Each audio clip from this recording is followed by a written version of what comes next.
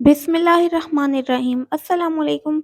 Welcome back to my channel. उम्मीद है आप सब खैरियत से होंगे। आज आपके साथ शेयर कर रही हूँ दही बड़े की रेसिपी, जिसके लिए बड़े भी मैं घर में तैयार करूँगी। तो जल्दी से शुरू कर लेते हैं। इसमें हमें चाहिए 1 कप भर के बेसन और इसके साथ मैं मैदा इस्तेमाल कर रही हूँ 1/4 कप।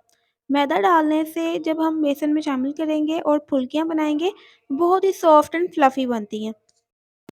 अब इन बड़ों को मैं कुछ मसालेदार बनाऊँगी, जिसके लिए हमें सबसे पहले 1 खाने का चम्मच सब्ज़ धनिया चाहिए और उसके सिर्फ़ पत्ते इस्तेमाल करेंगे, डंडियाँ नहीं इस्तेमाल करेंगे। हाफ़ टी स्पून इसमें नमक शामिल कर देंगे और इसमें 1 चौथाई चाय का चम्मच 1/4 टीस्पून हल्दी शामिल करेंगे। इसके साथ ही हम इसमें ज़ीरा शामिल करेंगे हाफ़ टी स्पून। आप चाहें तो इसमें अजवाइन भी डाल सकते हैं और हाफ़ टी स्पून इसमें कुटी हुई लाल मिर्चें शामिल कर दें।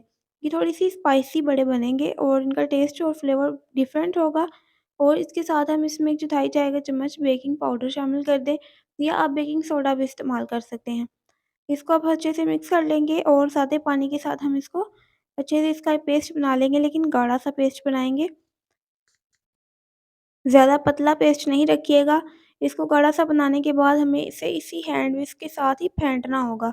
जितने अच्छे से हम इसको फेंटेंगे, उतने अच्छे से हमारे जो हैं वो बड़े फूलेंगे।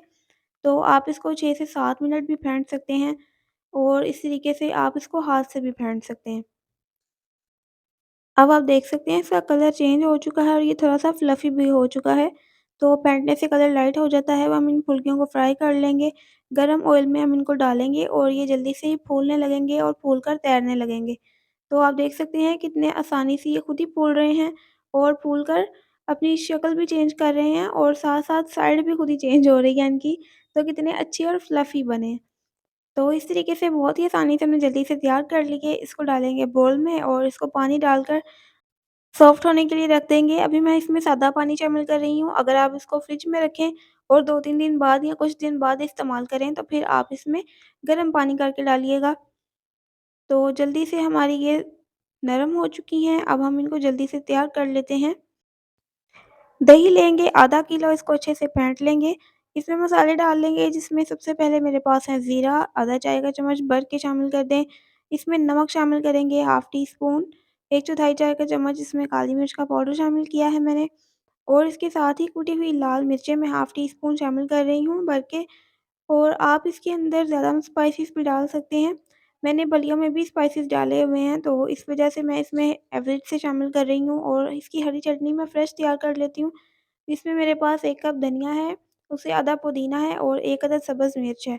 इसको मैंने सादे पानी के साथ ब्लेंड करके जग में जूसर जग में ब्लेंड किया और इसकी पेस्ट बना ली है। अब मैं इसमें हस्बे ज़रूरत जो है जितना इसमें कलर देना होगा वो मैं इसमें शामिल कर दूँगी पूरी की पूरी दही में। तो सारी दही में ही धनिया और पुदीने का फ्लेवर आएगा।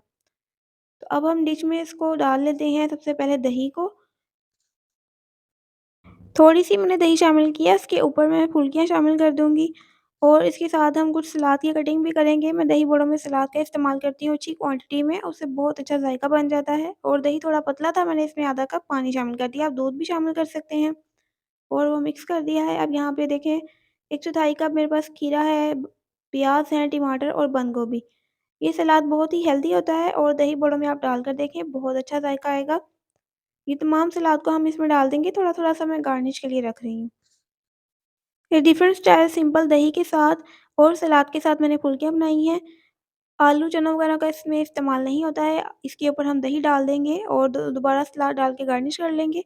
रेसिपी पसंद आई लाइक शेयर ज़रूर करिएगा। चैनल को सब्सक्राइब भी कर लीजिएगा। नेक्स्ट रेसिपी तक के लिए अल्लाह हाफ़िज़।